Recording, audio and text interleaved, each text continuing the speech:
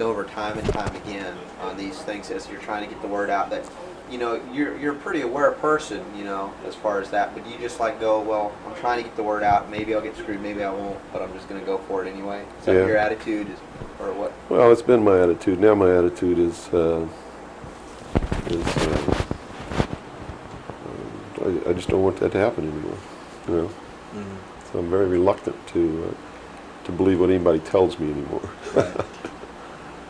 But have you developed an intuitive sense, perhaps, now? I mean, because you know how that can do. It can start shutting you down from certain experiences or certain places where you might need to be. That's true, and to a certain extent, I have an intuitive sense of where somebody's coming from, but it doesn't always work. You know, that's what makes a con man a good con man, is that you get the perception that they're telling you the truth. Okay.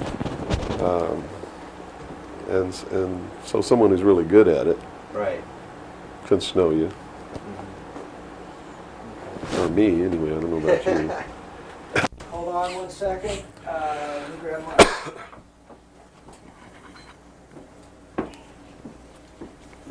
Yeah, you want to wipe your face or anything? Yeah, fine. You got it? Okay. You all right, Robert? Mm-hmm. Robert, you set? Yes, I am. Scott, you're set? Yes. Bill, you ready? Yep.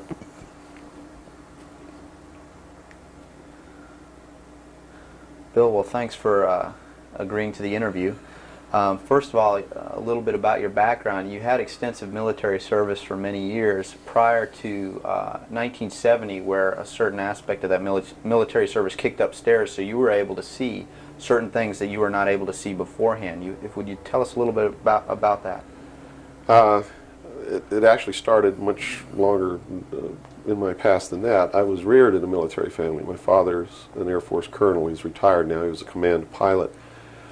And as a child, I remember sitting around I remember the pilots at our house sitting around the kitchen table talking about their exploits in the cockpit and what they had seen in the skies. And some of that talk involved UFOs and what some of them called Foo Fighters. And I traveled all over the world, lived on military bases for most of my life. I was really an indoctrinated individual, you might say. I was as establishment as you could get, as gung-ho, pro-government, pro-America, pro-military. And that's why I went into the military, because that had been so much of my life. I went into the Air Force. I was in the Strategic Air Command for 4 years as an aircraft and missile hydraulic technician, which is, I worked on the pneumatic and hydraulic systems of B-52 bombers, KC-135 aircraft, and Minuteman missiles. I had a secret security clearance. That's where I saw my first atomic bomb. I mean, we worked around in these planes, especially the ones on the alert pad, were always loaded, ready to go drop these bombs at a moment's notice. But while I was in the Air Force, I met sergeants, men who were older than me, and had been in the Air Force for quite a while, told me that they had participated in projects that had recovered crashed extraterrestrial craft, what you call UFOs. And they never told these stories unless they had quite a bit to drink. So I never really believed it. I thought, well, these guys are running a scam on me, you know, even though I'd heard about these things when I was a kid. I just still didn't believe in them. They're just so far out in left field, it's not something that you really give any serious thought to until something personal happens, which came later. When I left the Air Force, I went into the Navy, which is really where I wanted to be in the first place. I'd always had this tremendous feeling and connection with the ocean. I was an excellent swimmer, but I had a problem as a child. I had chronic motion sickness. If I got in a car and we went on a long trip, I got deathly ill, and same with boats or anything. I couldn't ride on the things at the carnival that went around and round because it just made me tremendously ill. But I decided after I had gone through the Air Force experience that sick or not, you know, I was going to go in the Navy because that's really what I had wanted to do. So I did. Volunteered for submarine duty and was assigned to the USS Tyru SS-416, which was a diesel-electric boat World War II type, that had been reconfigured. When I went on board the boat, it was in the dry dock at Pearl Harbor Naval Shipyard, and had literally been cut in half. They put in a 12-foot sonar section and then 3 domes on the deck for triangulating targets using sonar. And this was really one of the most up-to-date electronically submarines that we had. Wasn't a nuclear submarine, but as far as the ability to approach, get close to a target and destroy it, it had a better capacity to do that than any other boat that we had. While we were on a transit from the Portland-Seattle area on the surface, I was the port lookout, and I saw the most incredible thing that I think I've ever seen in my life. And it had such a profound effect upon my view of the universe and the world that we live in, that I wish everybody could experience this. I saw come up out of the ocean, from beneath the surface of the sea, a huge disc-shaped craft about the size of a Midway-class aircraft carrier, which is tremendous in size. Even though that's one of our smallest carriers, or was then, it's still a huge, tremendously big object. Came up out of the ocean and rose into the air and tumbled on its axis and went up into the clouds, and I was awestruck, dumbstruck. And I mean dumbstruck, literally. I could not utter a sound. And my first impulse was to tell the officer of the deck that I'd seen a flying saucer, and then luckily for me I couldn't talk, because on second thought that's not what I really wanted to say, because I didn't want to be the only Looney Tunes character on a submarine with a tight-knit crew that you had to live in close quarters with, because that's a hell of a way to live. So I told the officer of the deck that I'd seen something about 15 degrees off the port bow at a relative distance of about 2.5 nautical miles. And he began to look in that area. And the starboard lookout had heard me tell him this, and he began to look over there.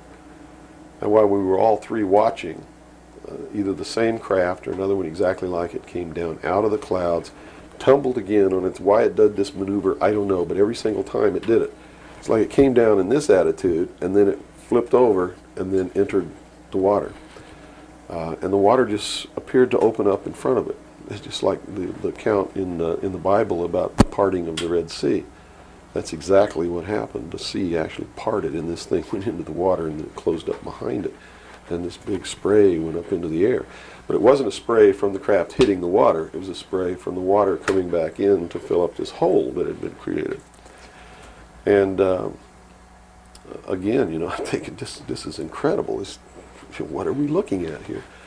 And it was metal. It was a machine, and it wasn't glowing or anything like that. It didn't have any lights on it that we could see. But it was obviously metal, and it was obviously a machine. And although I can't tell you that there was anyone inside of it, I believe that there was. And it did something that,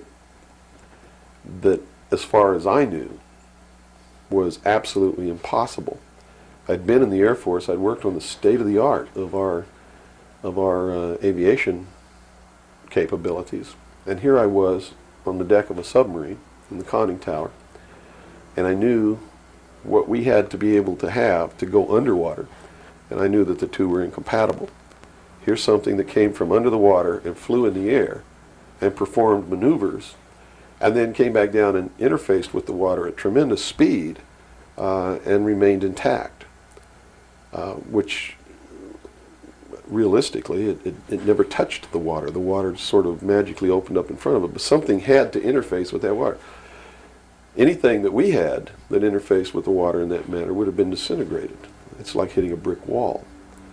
So I was looking at a technology that, as far as our laws of physics and what we knew at that time, didn't exist. This was in 1966.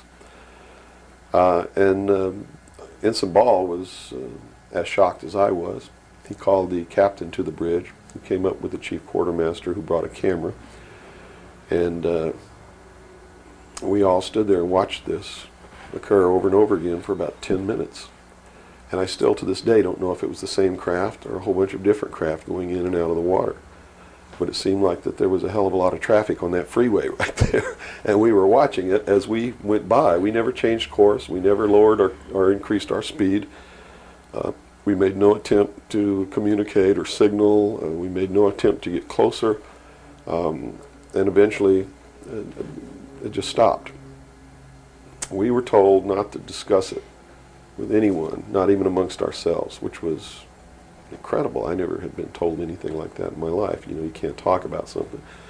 And to be told that we couldn't even talk about it amongst ourselves was even more extraordinary, I thought. But we didn't. We didn't talk about it. When we got to Pearl Harbor, all the time the chief quartermaster was taking pictures of this. So I know photographs were made. What happened to those photographs, I have no idea.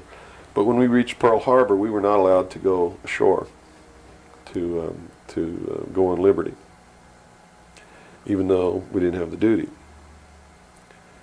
And about 2 hours after we berthed at the submarine base, a commander from the Office of Naval Intelligence came on board and debriefed each one of us individually in the captain's stateroom.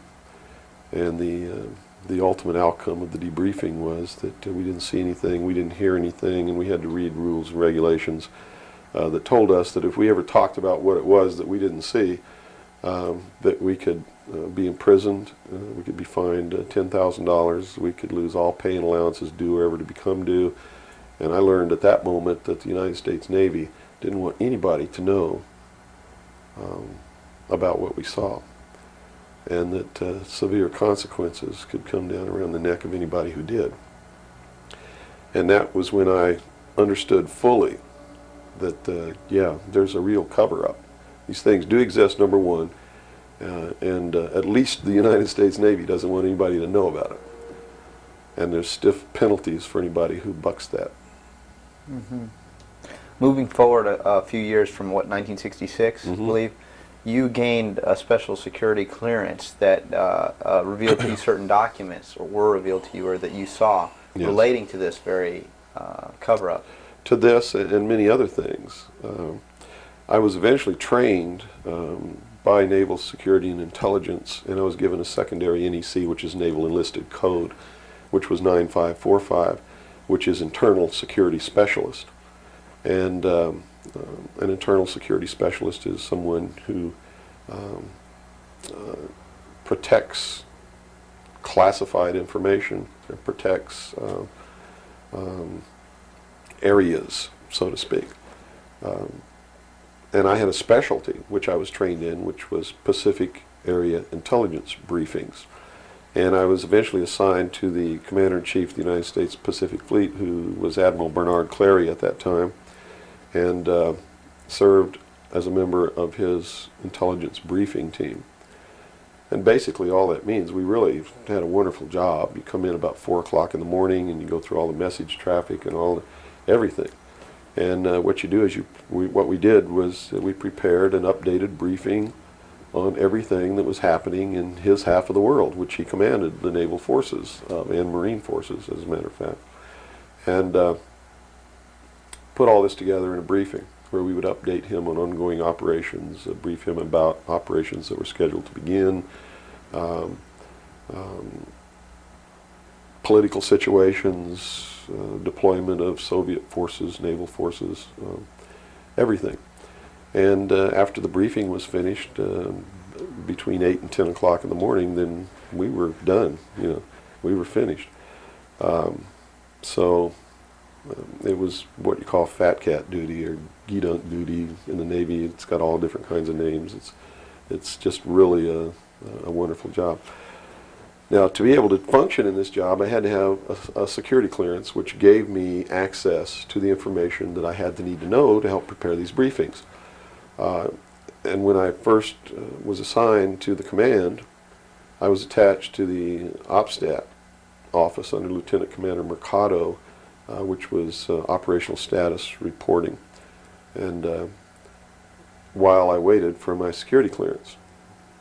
And it took 6 months to get it. What I eventually ended up with was a top secret Q clearance with an SCI attachment, which means sensitive compartmentalized information, and there were no blocks. In other words, there was nothing confining me to only certain compartmentalized information. I had access to whatever the Admiral and his staff had access to, because we had to prepare briefings and brief these people on all of these things. And I'm sure that at first I was tested and wasn't shown a whole lot, but eventually when they began to have confidence in me, I began to see things coming across my desk that were just absolutely incredible. And a lot of it is really hard to talk about because it's so far outside the normal concept of reality for the average American that that they're going to find a hard time believing any of it. Mm-hmm. But I saw documents that were labeled under the classification top secret, and the compartmentalized, the compartment that was put into was called MAJIC, M-A-J-I-C, mm-hmm. Which told me that UFOs are real, which I already knew. I'd seen one. Right. But this went farther than that. It told me that they were extraterrestrial in origin, that there were 4 different extraterrestrial species or races visiting this Earth, and that they had actually entered into an agreement with the United States government with one of these species of alien beings to exchange technology, and it told me all the projects that was underneath this. Project Red Light was actually the testing of extraterrestrial craft. Project Plato was a diplomatic project. Pounce was the recovery of technology. Pluto was the application of that technology to our own secret space program, not the public space program. There are 2 different space programs. One is what the public gets to see, mm-hmm. Which is overseen by NASA, and the other one is a secret space program that nobody gets to see, which is really overseen by the Navy Department under specialized compartmentalized black projects. And what these people are doing in secret is just absolutely incredible. I also saw documents under an operation called Operation Majority, which outlined the plans to bring together a one-world government. It also included extraterrestrial information within that.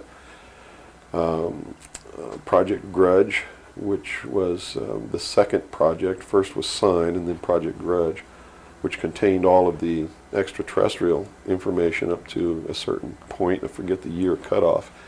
And then it was contained after that in another project called Project Aquarius, which was the accumulation of the whole history of alien interaction on planet Earth. But I have to say at this point that I don't know if those documents were really telling the truth or not. They could have been showing me these things so that eventually I would go out and talk about this. And maybe that'll become clear to you later why they may have done that. It could be real. So, mm-hmm. But at this point, from a personal standpoint, what was it that, based on your experience in '66, and they said, absolutely do not reveal this to anybody, and here we are a few years later, and you're seeing documents that proved that what you saw was real. Mm-hmm. What was the one factor or a number of factors that led you to the decision to say, I've got to get this out, I've got to tell people about this? I saw contingency plans called Majestic. And these contingency plans were to, first place, a contingency is a plan that can be implemented if certain things occur. Right. And the certain things that would have tripped this contingency plan are, number one, the public sector is getting too close to the truth, so they have to implement this to get them steered off the track.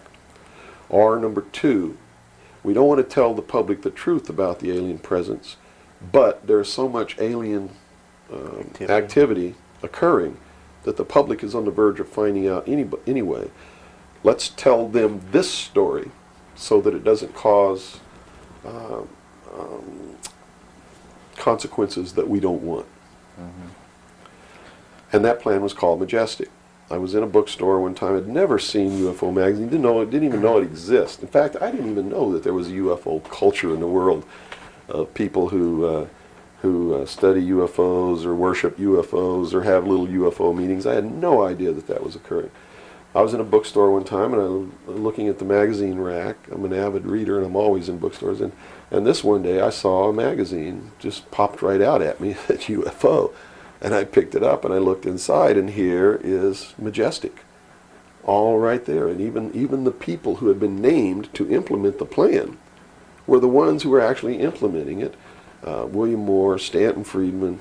I'd never heard of Jamie Chandray, but he was named, and they had brought out a supposed genuine document called the Eisenhower Briefing Document, which in reality is a fraudulent document. It's a fake, and it was created to implement the plan Majestic, to either indoctrinate the public on what the government wants the public to perceive as happening, or to steer researchers away from the truth, or both. So this wasn't revealing the plan of Majestic, but it was actually implementing the plan. Implementing the plan against the public. It was a psychological operation against the public. So this is what you saw. Right. So immediately my head began to spin around, and I began to think, God, you know, I've got to tell people that they're being manipulated. This is a lie. And it really, if the public were using their own intellect, they would know that it was a lie. The executive order quoted for this document was in 92,000 something. I believe it was 92447, which is 92,447. And it was supposedly written by Truman. But Truman never wrote an executive order higher than 9,000. I mean, even today, there's no executive order with the number 92,000 on it. They've been consecutive since the beginning. So it was clearly fraudulent. So it's clearly fraudulent, but the public doesn't catch on to this. And here you got Stanton Friedman, one of the guys who implemented the contingency plan, Majestic, running around the country telling everybody it's not an executive order, it's a date, September 24th, 1947, which it very well could be a date. But it's listed in that document as being an executive order of the President of the United States, Harry Truman. And because of that, it's fake. And many other things. But specifically, that is the most glaring proof of fraudulent intent in the document. There are many other things in the document that also prove it's a forgery. But here they are. They're running this contingency plan, and here I am. I know all about it, and here's the public out there biting it. They even ran that thing in the New York Times, like a 2 or 3 page spread showing all the documents. So it had tremendous credibility lent to it by that action. And so I decided that I had to tell the public and get people on the right track, which is, the right track is don't believe anybody. Okay. Don't believe me. Don't believe George Bush. Don't believe anyone. You got to go out and you got to get proof in your hand before you can believe anything.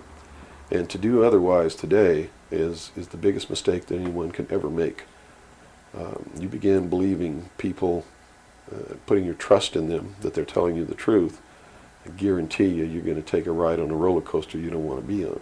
Mm-hmm. Now this controversy, and I say the very understatement controversy. Yes.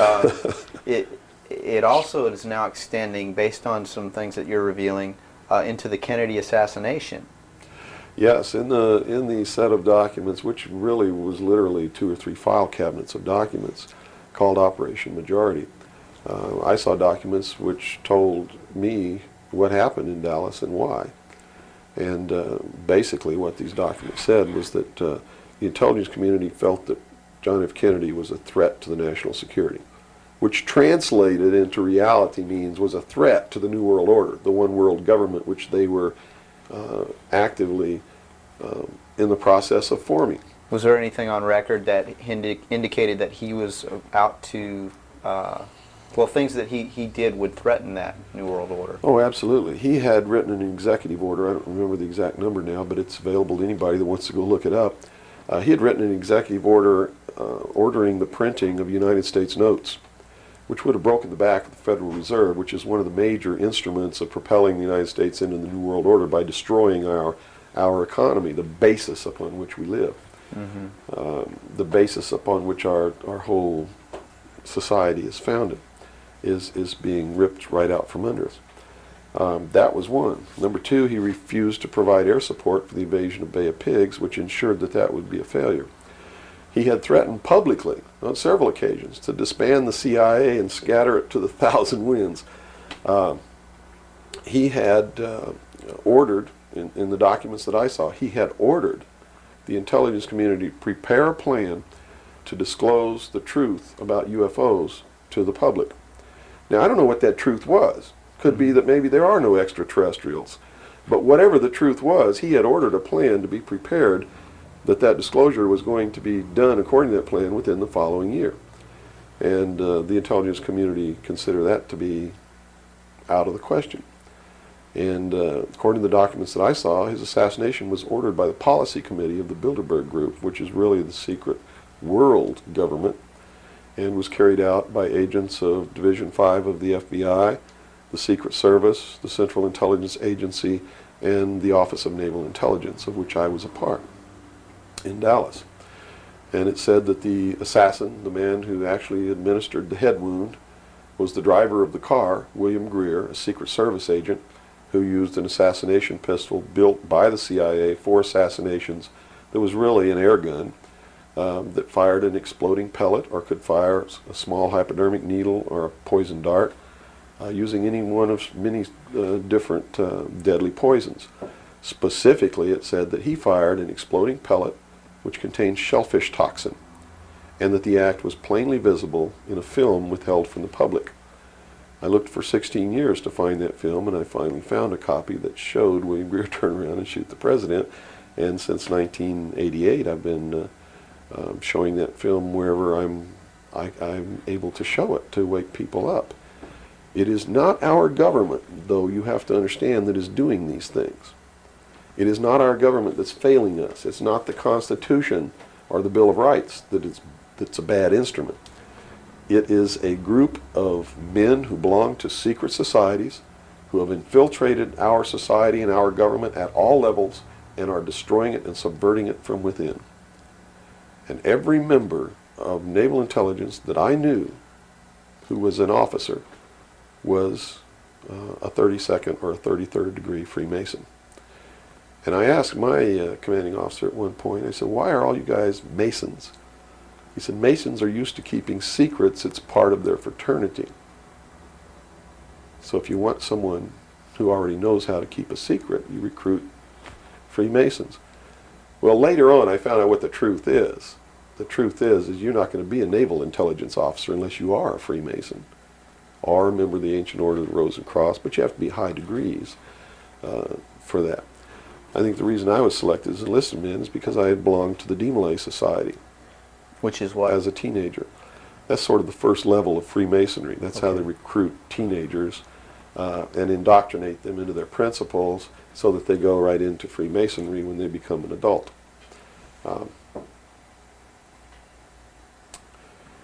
So basically that's the story. Yeah. Okay.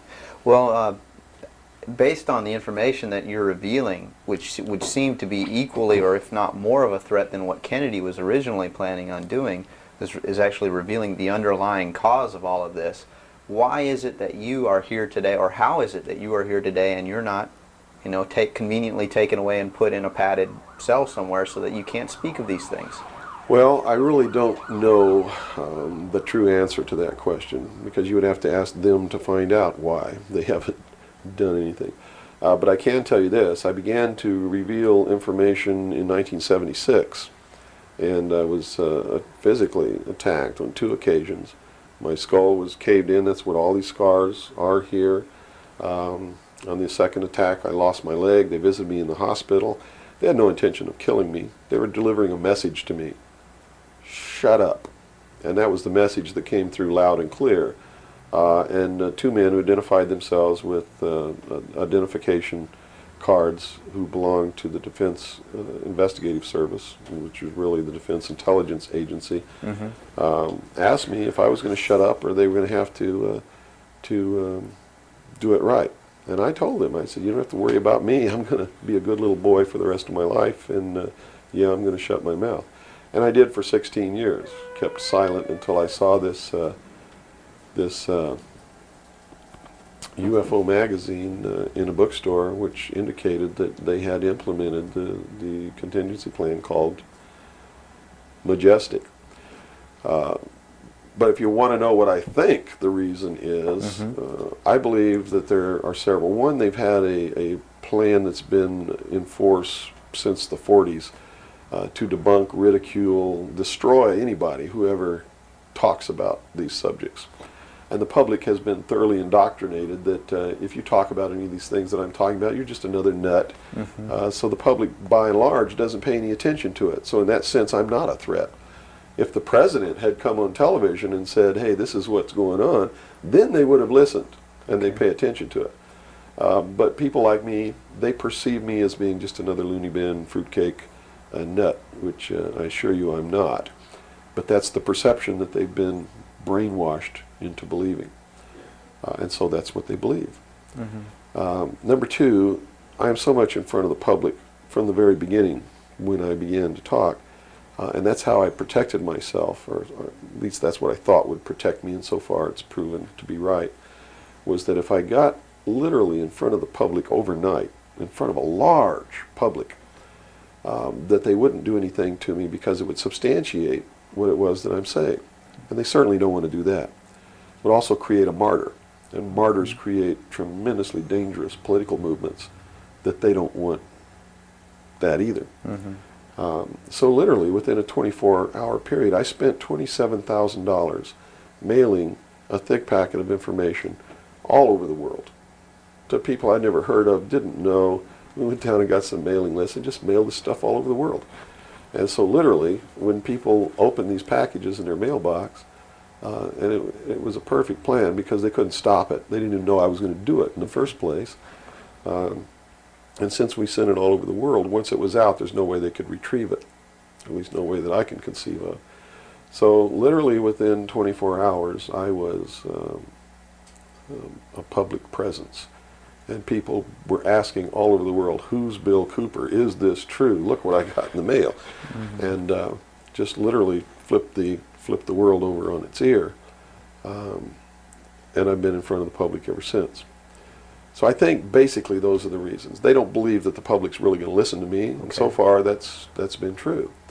There is a small group of people all over the world who are awakening, who are beginning to understand that they've been living their life in fantasy land, and who are actively seeking the truth.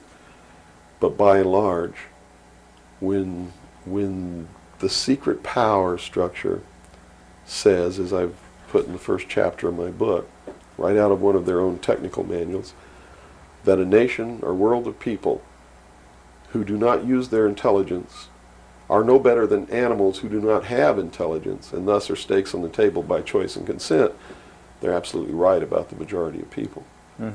It's one of the things that has been an illumination to me, is that they're not always wrong.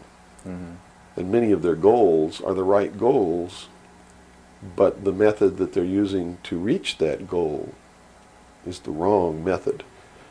In other words, if you set out to create a perfect world where there will never be any more killing, but to reach that point, you kill 2 billion people, you have become what you're trying to avoid. Right. And it can't happen that way. If you want to create a world of peace, it has to be done by peaceful methods. Means. Yeah, if you murder someone to destroy a murderer, you have become what it was you set out to destroy, and thus it wasn't destroyed at all. It was perpetuated by that very action. And that's what these men are doing. They rationalize everything they do so that they feel better about it. But what they are doing is becoming what it is that they want to get rid of, and the world will never be a safe place for anyone as long as there are men who do these things. Very eloquently said. Thank you. Now, you. your message to people, once again, is don't believe anything. How right. is it that the public can find this and search for this truth on their own if they can't believe anything or anyone? What can you do? It's all in the public sector. It's all available to anyone who actively and diligently seeks it out.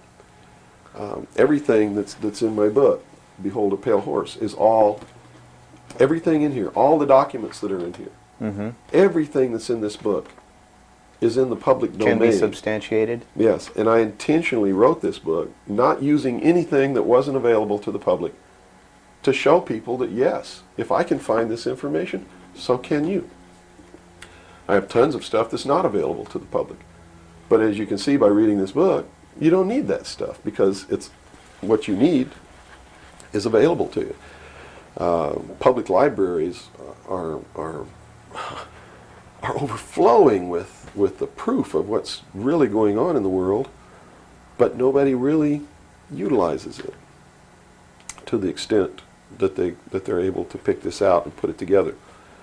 Another thing I've done for people is I've put it together for them so that they can see the overall picture rather than looking at small things and thinking that it's isolated. Nothing is isolated. It's all part of a big puzzle. Mm-hmm. And the puzzle is coming together, and when the puzzle is assembled, it's going to be a one-world totalitarian socialist government that nobody's going to like except the people that are running it. It's Hitler all over again. And the rationalization is we're going to create the world without war. A utopia. The utopia. But they will never create that utopia because they're not dealing with the problem that makes them want to create it, and that is the inherent flaw in each individual human being that makes us do the things that we do. Until that's overcome, there's never going to be a world without war or without rape or without killing or without robbery, and anybody that thinks that there is has already gone off the deep end. So the method is, here, I'm going to hold a gun to your head so you won't rape, you won't kill. That's right. Yes, okay, I understand. The title of your book, Behold a Pale Horse, what significance does that have? What are you saying with this title? This title is from the book of Revelations, because I have to tell you this, and you may think I'm nuts if you want to, but this is the truth. Either these men are following the book of Revelation. The book of Revelation is it is in the Bible. Mm-hmm. They're either following it, just like a plan, and bringing the prophecies in there to pass to manipulate and control those who believe in those prophecies and neutralize them, so to speak. In other words, if this is written in the Bible and God has ordained it, who am I to resist? It must come to pass, so I'm not going to try to stop it. Okay. What a perfect way to neutralize the opposition right off the bat. Or there really is a God, and what he said was going to come to pass is coming to pass. And I named this, Behold a Pale Horse, from chapter 13 of the book of Revelations.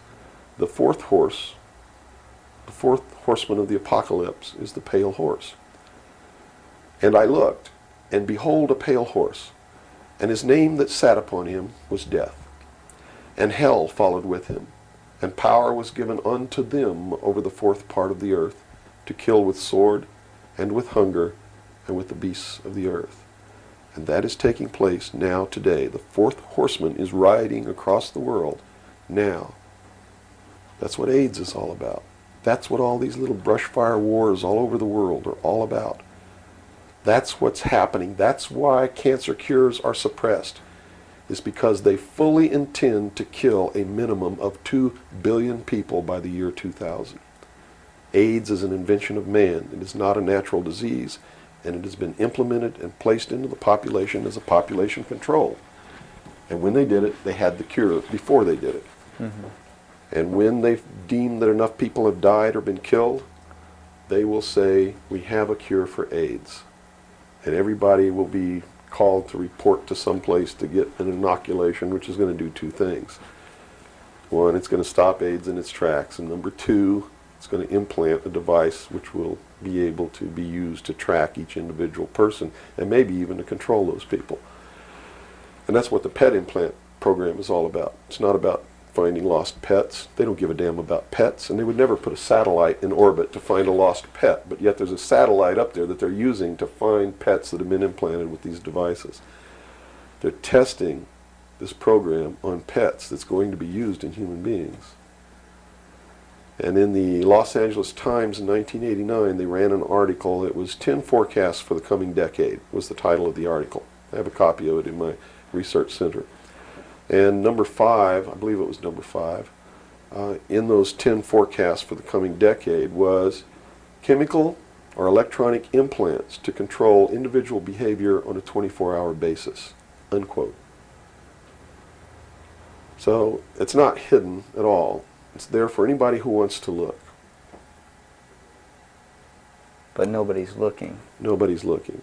They believe, and I believe that they're right, that the biggest danger to mankind right now is man himself, population.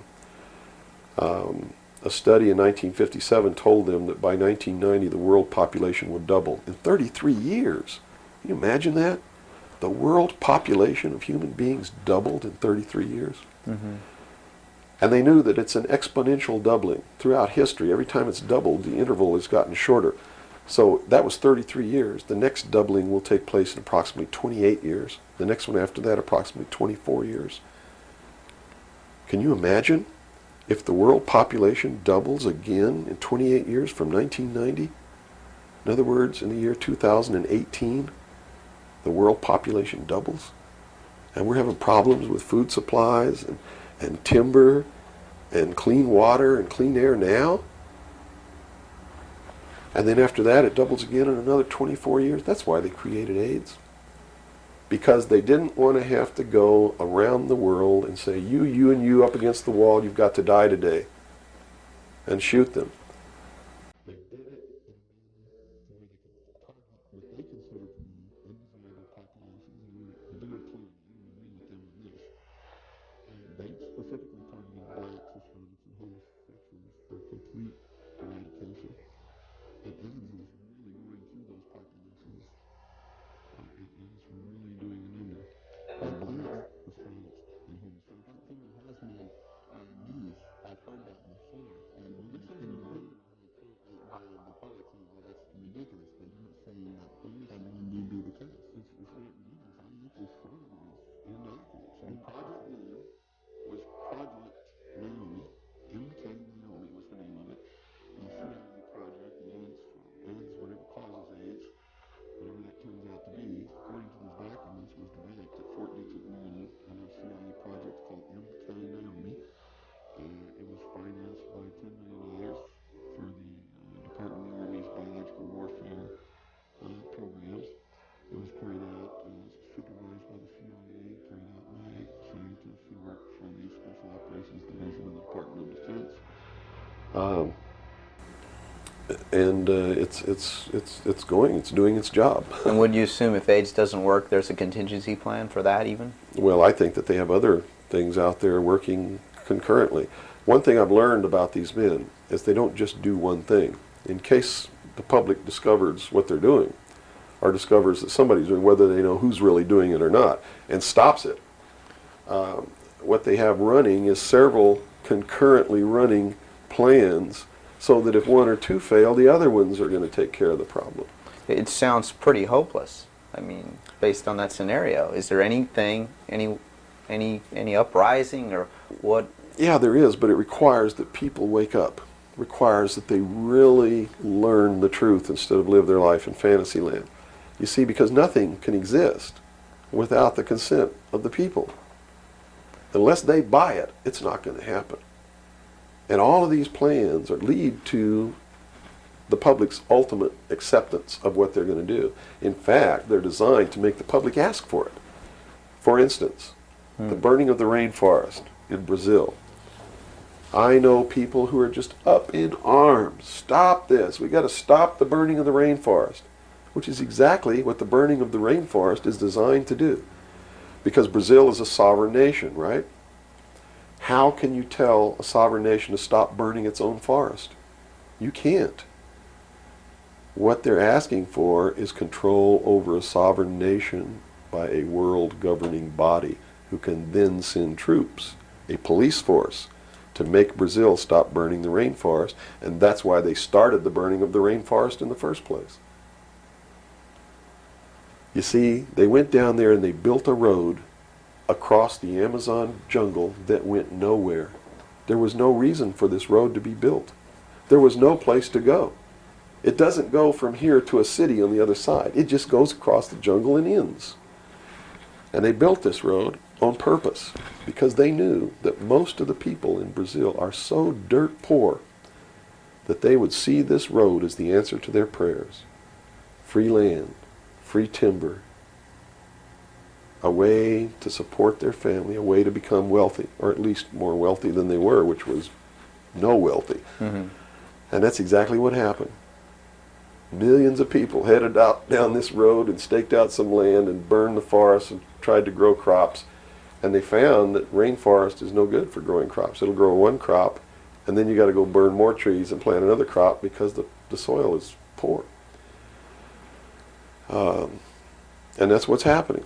Mm-hmm. And that's why the forest is being burned. And it was done intentionally to create the scream of stop burning the rainforest, so that then they could offer the solution. The solution is a world governing body that can then order and enforce that order of Brazil to stop burning So the rainforest. the green movement worldwide is Is a now just a manipulation. manipulation Yes. of. Now it's been proposed time and again too that big business is behind things like this, and that would represent a capitalist approach. But what you're saying is we're heading toward a socialist approach based on this scenario. You have to understand the difference between capitalism, socialism, communism, what all of these things really mean. You have to understand what the difference is between right wing and left wing. People, they use these phrases all the time, and they don't even know what these things mean. And it's just incredible to me to hear a socialist calling someone else a Nazi. Because Nazi means National Socialism. So here's a socialist calling a right-wing guy a Nazi, when what he should be calling the right-wing guy is anarchist. People on the right want no control. Mm-hmm. They're really anarchists. So Okay? they would, in theory then, or in fact, be in opposition to this ultimate movement. Yes. Whereas in appearance, they would be the ones behind it. Well, when you have a misunderstanding of what the terms mean, yes. Okay. Right-wing on the far right is total anarchy. They don't want anybody controlling anything that they do, and they believe that people are responsible enough that the world can exist without government. Okay. Or the very minimal government that it would take to. On the far left, on the other hand, they believe that the government should be in total control and should be supply man with all of his needs. Well, creating a whole society that's dependent. Right. A republic is somewhere in the middle. It's governance by laws. Laws are decided by representatives who are elected by the people. And according to the theory, the representatives will do what is right, whether they get elected or not, because it's not really a democracy. A democracy is far left. People don't understand. We don't live in a democracy. This country is not a democracy. It is a republic. A democracy is ruled by the mob. The mob always votes themselves every kind of benefit that they can vote themselves. And whenever you do that, it means large, tremendously overpowering government in control. They vote themselves into dependency. That's it. They Okay. vote themselves into a dictatorship is what they do, where they lose all of the benefits that they intended to vote themselves into in the first place. Okay. And democracies are extremely dangerous to minorities, because if the majority of people don't like you, Right. they're going to vote that they kill you, and they can, that's it. Democracies are dangerous. Democracies are socialists. Democracies are communism. That's what communism is. The definition of communism is everybody doing according to their talents and receiving according to their need. And it doesn't work. We already know it doesn't work. Man, by his inherent nature, is greedy. So those at the top always end up having everything, and those at the bottom end up having nothing in communism. Socialism is different. Socialism usually ends up in a dictatorship, in a very controlling dictatorial government which even owns the people that it governs, so that those who live in fear of not having are provided for what they need, and in turn they worship this oppressive government. Socialists are children who went out into the world, took a look around and said, I can't handle it, and went home to Daddy. Okay. Daddy, protect me. Daddy, feed me. Daddy, loan me your car. Daddy tucked me in at night. Socialists are scared little children who are irresponsible, can't stand on their own 2 feet, and need Daddy to take care of them. Okay. Okay? And now we got the... But what happens when you go home to Daddy and Daddy does all these things for you? Tell me. Well, you never leave the home. You've not got no reason to. In other words, if you're being provided for in that way. You're being provided for, but what does it mean? Doesn't it mean that you have to do what Daddy tells you to do? True. Doesn't You're mean you under have to his be in rules. when Daddy tells you to be in. Doesn't it mean that you can't drive the car to the next town if Daddy tells you you can't. Doesn't it mean that if Daddy tells you to take out the trash, you better take out the trash? Are you beginning to understand the concept? When you ask for favors from Daddy, you have to give up freedom in return. Great. Okay. So socialism always leads to repression of liberty, freedom, equality. All of those things fly out the window so that you can have free health care, so that you can have a place to live but you don't have to pay the rent, so that you can have food given to you by the state. And that's where we're headed. Right in this country right now, we're almost totally socialist, and now people are screaming for a national health care policy, Right. health care insurance. Now, the other aspect, once again, I'd like to go into is the anarchy or the right wing, which we just into that similar.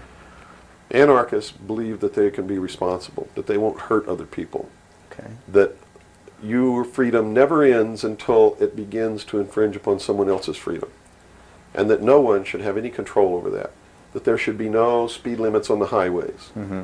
The problem is that, again, just like on the socialist side, you have people over here that are human, and human condition means that ultimately somebody's not going to be responsible, that they're going to drive too fast when they've had too much to drink, and they're going to kill innocent people.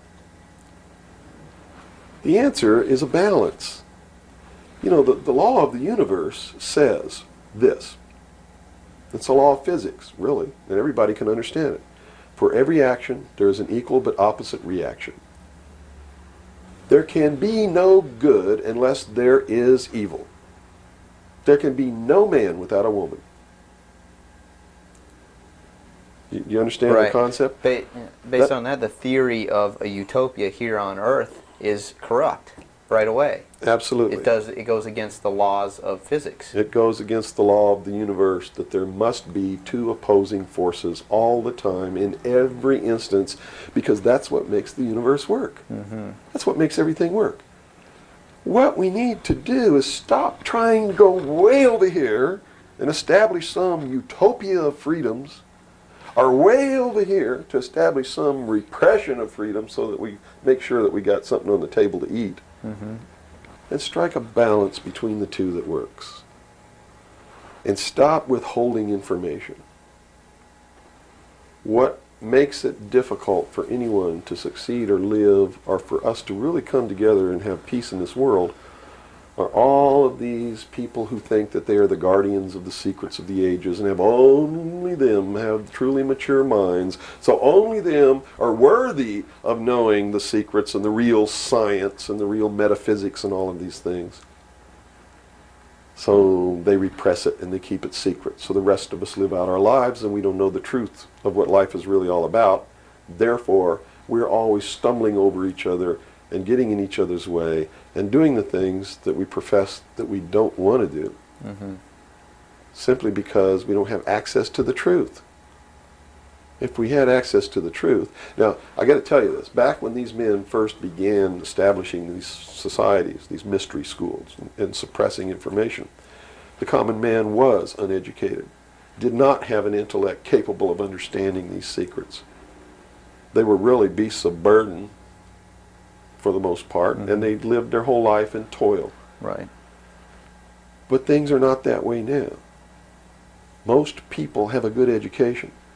They have a good mind. They're capable of understanding if they're taught, and if they're taught correctly. And I think it's time to teach people what the truth is, and quit hiding it, so that we can come together as one humanity and make a balance and live together in a balance. You know, evil's never going to disappear, neither is good. But we can maintain a balance and life can be good. Instead of swinging back in this tremendous battle between these two opposing, radical, extreme ends of the scale. That's got to stop.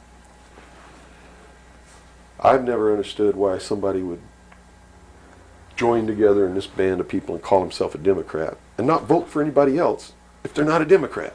That concept is beyond my understanding. And Republicans and Libertarians and Populists and Communists and Socialists and this and that, and blacks and whites and Indians, and there are so many sects and groups and segments, and we're so fragmented that getting together is going to really be difficult. But we've got to do it. Because if we don't wake up and do it ourselves, these men who meet in secret and plot the manipulations are going to do it whether we want it or not, and they're going to do it at the point of a gun. And they're going to take away everybody's freedom because they don't consider us responsible, Capable of having that freedom. are capable, or even of using our intellect. So they'll put us in shackles and control us and force us to be peaceful. That's what the plan is, and that's what the New World Order is all about. Well, we've run from UFOs right to this, and at first a person might watch this and say, "Wow, this is really strange." But where we've come down to, based on that beginning, is quite in the realm of common sense. Well, it's not strange at all. It's what they've been trained all their life, that if they hear these buzzwords, they're listening to some loony idiot talk and it has no substance to it. Once they get into it, though, and begin to understand that everything is interconnected, it's leading us toward one end, a one-world totalitarian socialist government, and begin to see it coming to pass all around them in their life, and understand that nothing happens by accident. It's been planned for many years. Then they begin to understand that UFOs play a big role in this. Because if they're real, it's the most significant thing that's ever happened in the history of man, and may be the driving force behind locking up the human race. Because how could a UFO land in a place like Macon, Georgia, and somebody who doesn't look like us get out, walk down the street? And I'm not trying to insult the citizens of the state of Georgia. What if they landed in Newark, New Jersey, and got out and walked down the street in a society that kills people because they sit in the wrong seat on a bus? I'd assume now that they'll know about us. Of course they will. They probably already know about you if you've been exposing the truth on your show. Would you assume that our phone lines would be bugged at this point? I don't know. I doubt it. They don't really consider you to be a threat unless you develop a large political following. Oh, okay. So, unless you have a large political following, you're not considered to be a threat to them. Not yet. Because they figure that the people are too stupid to listen to you anyway. And generally, they're right. So we're in the process of educating people then. Yeah. It's the best thing. Education is 60 or 70% of the battle. Yeah. Because people automatically begin to do the right things once they learn what the truth is. They're Robert, are educated you to it.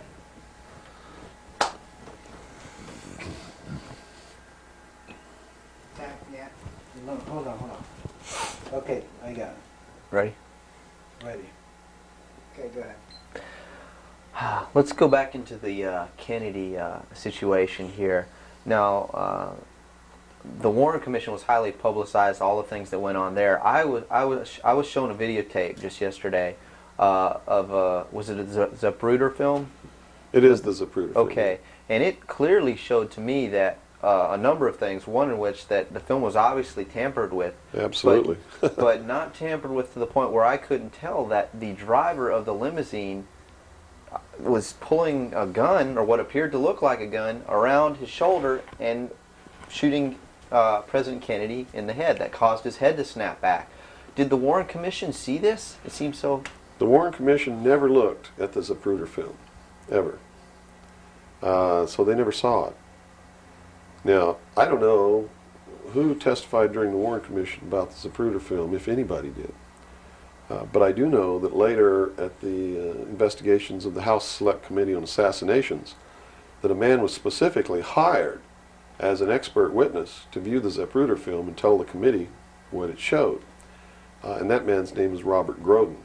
He wrote High Treason, which is a bestseller out now on the Kennedy assassination. And he was one of the many so-called technical experts for the making of Oliver Stone's film called JFK.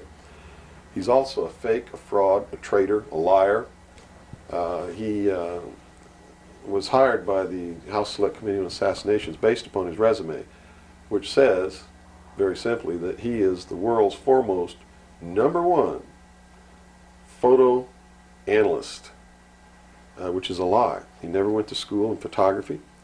He never was a photographer. He never was a photo analyst.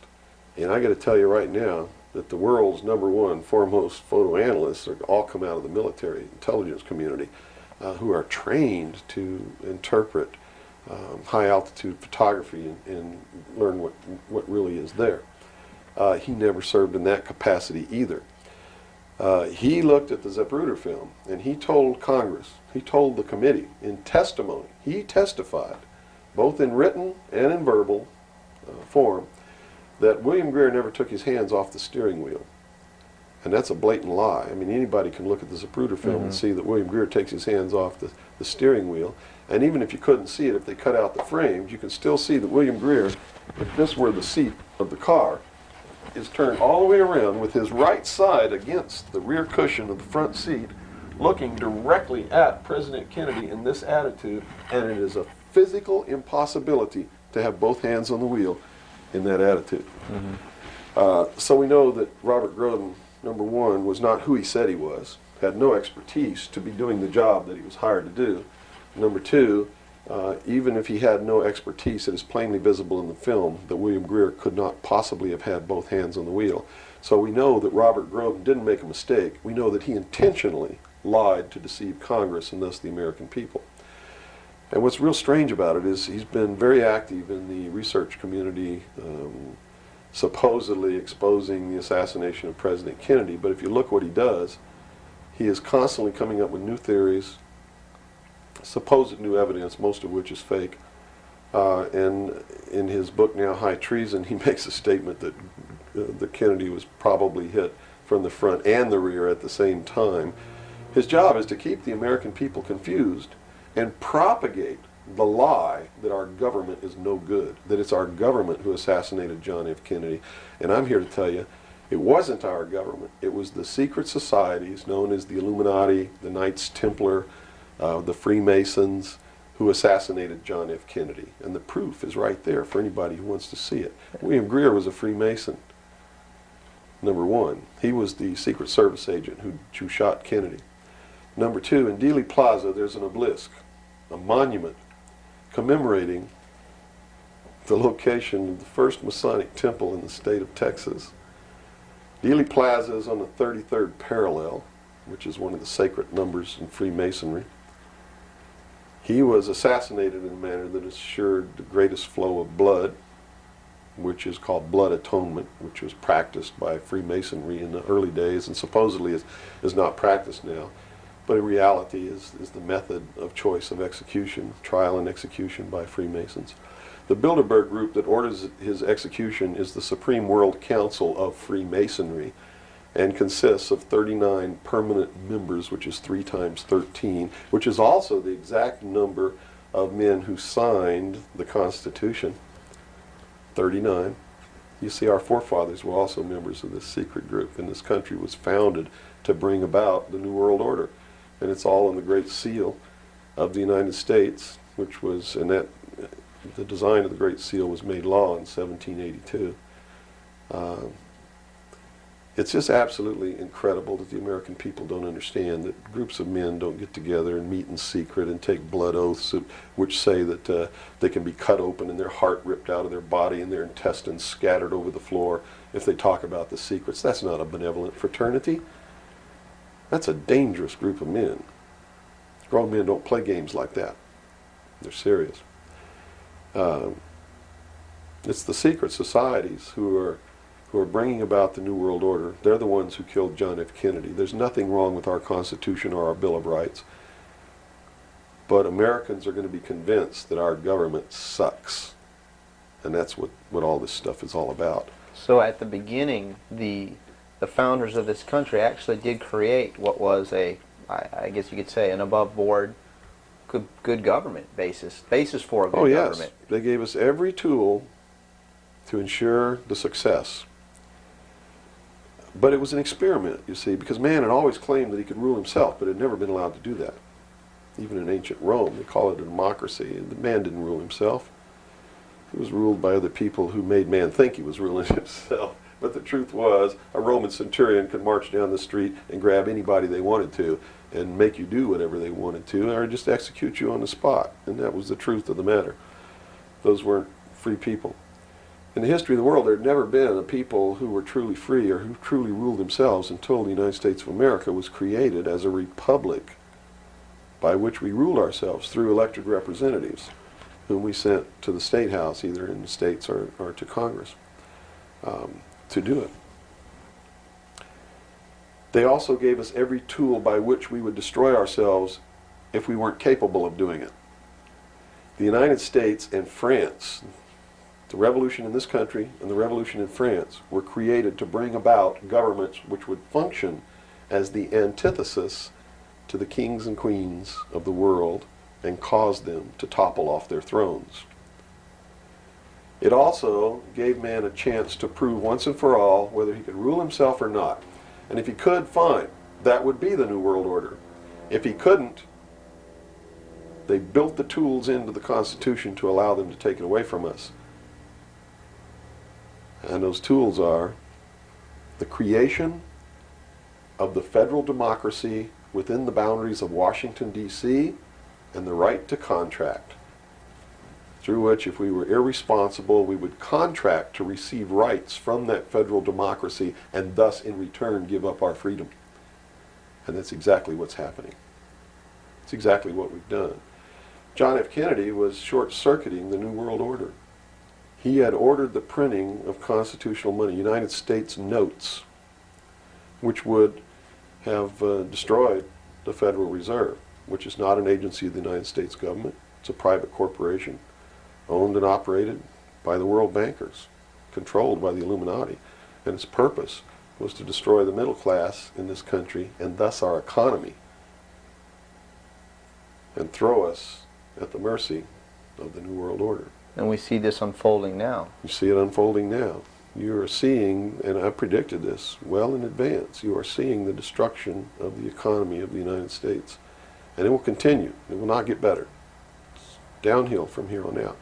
Unless we nationalize the Federal Reserve, lock up the criminals who own it, cancel the debt, which will then bankrupt the Illuminati, which is exactly what we ought to do, print constitutional money, which cannot be usurped, which cannot lead to our destruction, and go back to what we're supposed to do. And quit contracting for benefits. We're escaping from the laws of nature, and there's a terrible consequence for that. Mm-hmm. Terrible consequence. We have to function within the laws of nature. You can't contract for somebody else to keep you alive. You have to be responsible within your life to keep yourself alive. Mm-hmm. And if you can't do it, then you have to die. That's the law of nature. You see. Kennedy also did a lot of other things. I mean, he was a believer in the Bible. These men who are bringing about the New World Order don't believe in the God of the Bible. They believe in the God of light, Lucifer, the angel of light, who was flung down to the earth and became the Lord of the world.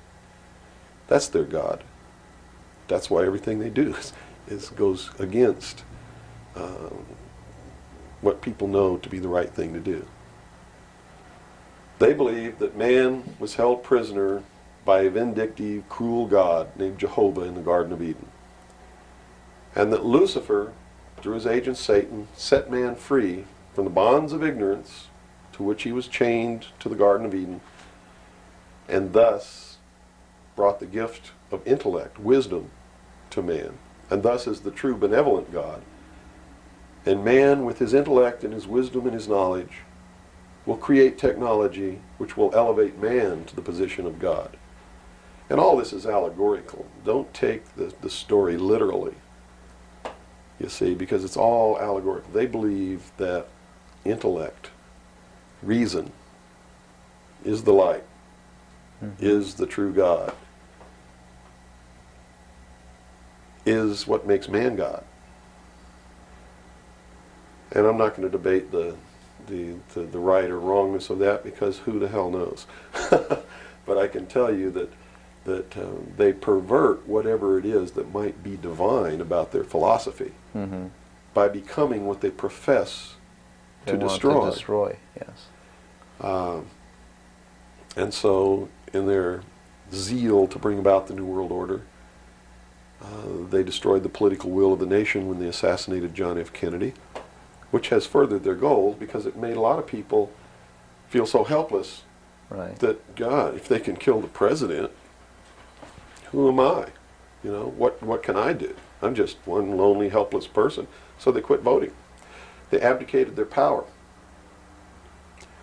And, of course, through agents like Robert Groden and many others, Oliver Stone, they're being convinced that our government sucks, that our government is the problem, that the Constitution doesn't work, that the Bill of Rights aren't real. We're playing right into their hands, in other words. We're playing right into their hands, because there's nothing wrong with the Constitution or the Bill of Rights or our government.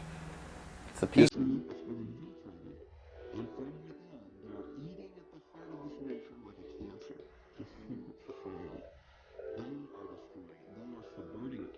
Our Constitution has not been allowed to work since 1945, and maybe even earlier. And they have been working behind the scenes to bring about a one-world totalitarian socialist government with the Communist Manifesto as its platform, through the United Nations, which was created by this nation, from an older organization called the League of Nations, which was the original foundation. And at the highest levels of our government, the Constitution's already been scrapped, and they are working under the aegis of the UN Participation Act and the United Nations Charter. Which says what? Which says that there are no rights, there are only what you call privileges.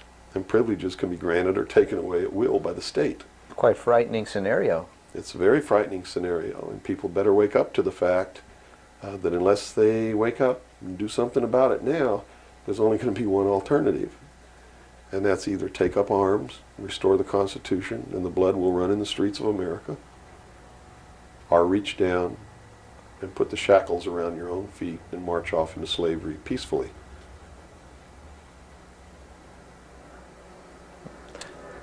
Not going to be easy the coming years. Wow. Now, historically, this may or may not relate, but at least modern world, contemporary world history does not include the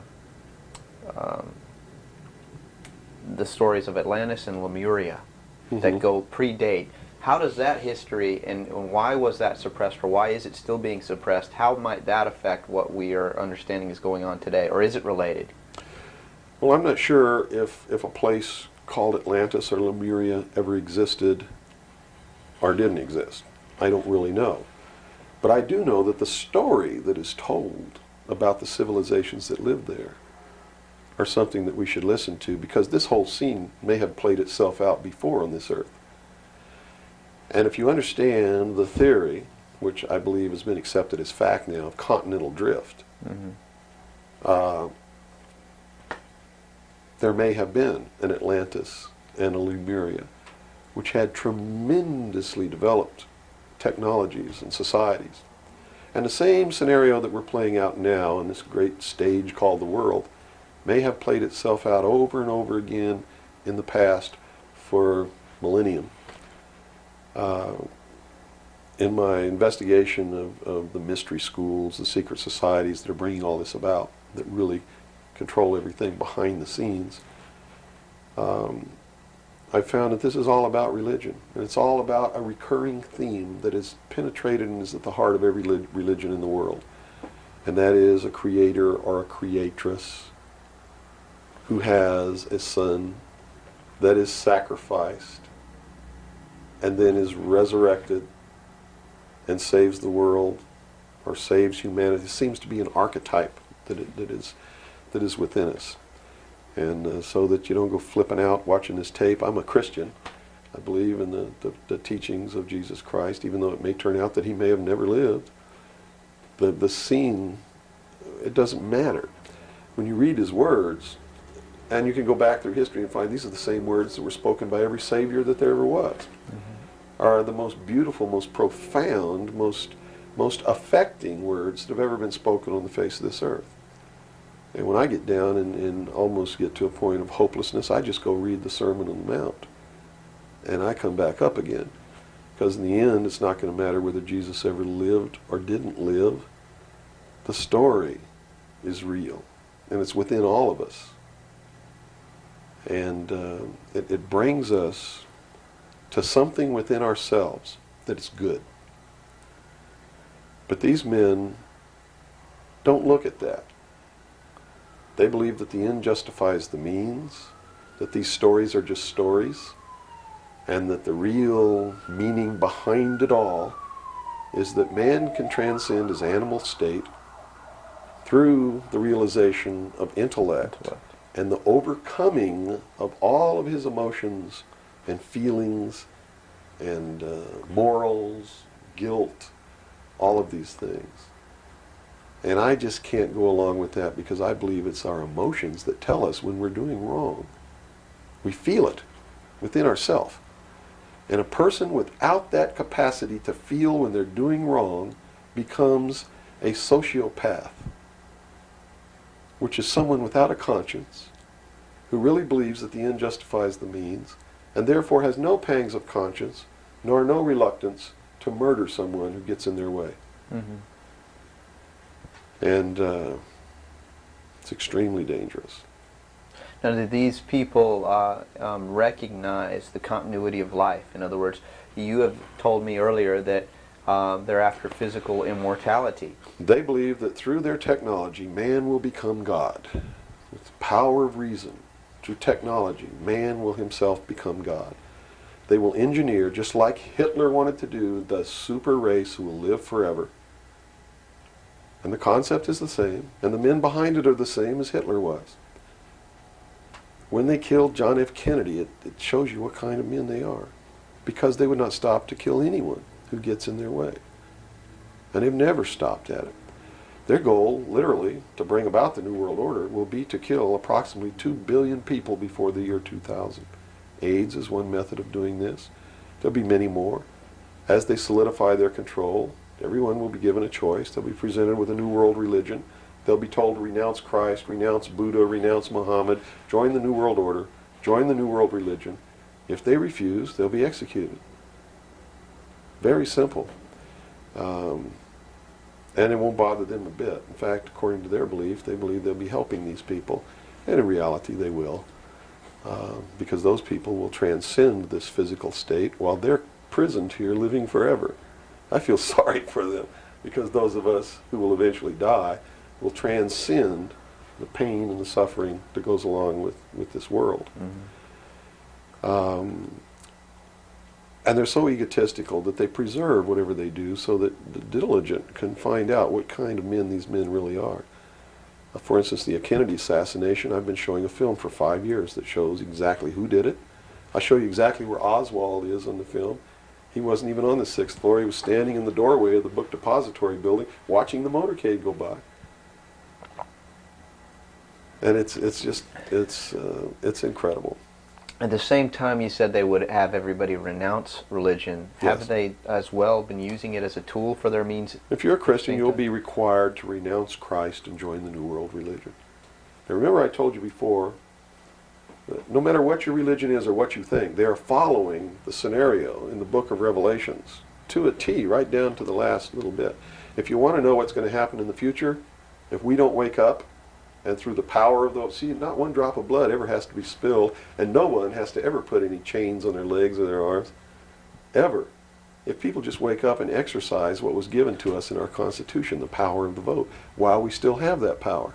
So you say there is still a possibility for like one individual watching this tape to actually make a difference. You better believe it. How Yes. would that be so? Well, number one, learn what the truth really is. Get away from the fantasy that you've been living. Educate other people, those you know, your family. Once that begins to happen, it spreads. And then if the people decide that they don't want what they have in store for us planned, just through the power of the vote, they can make this country and the world whatever they want it to be. Whatever they want it to be. And there are no limits on that, except to understand that you can never make everything all right, and you can never make everything all bad. Both must exist, and we must maintain a balance.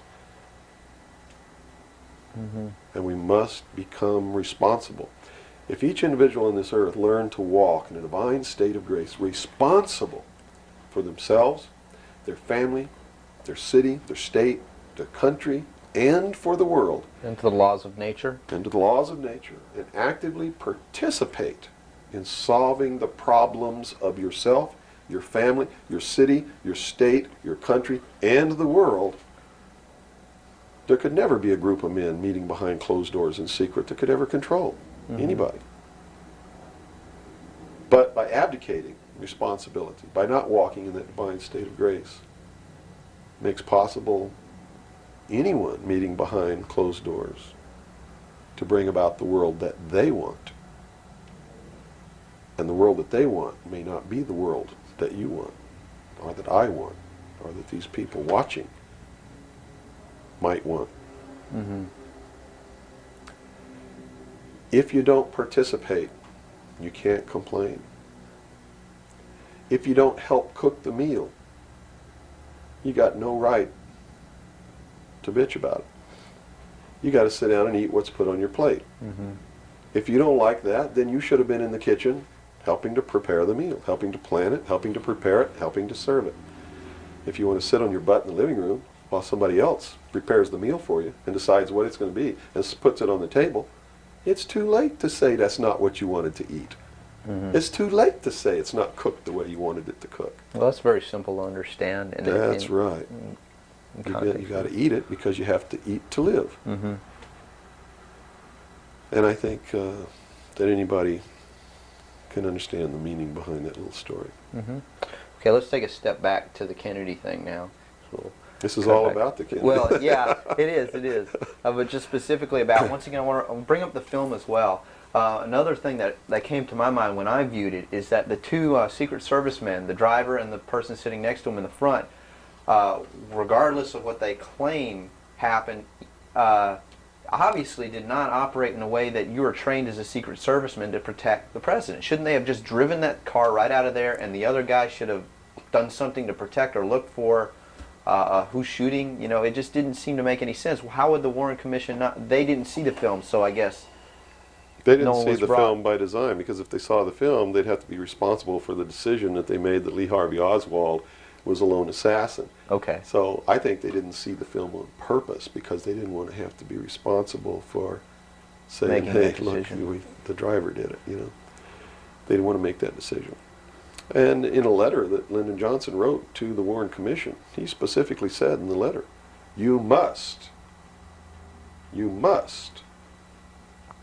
quickly identify Lee Harvey Oswald as acting alone with no conspiracy so that America can get back to business. Was Lyndon Johnson acting on behalf of the secret society, or was he Of concerned course. with? He had to know all about it and approve of it because he was going to be the new president.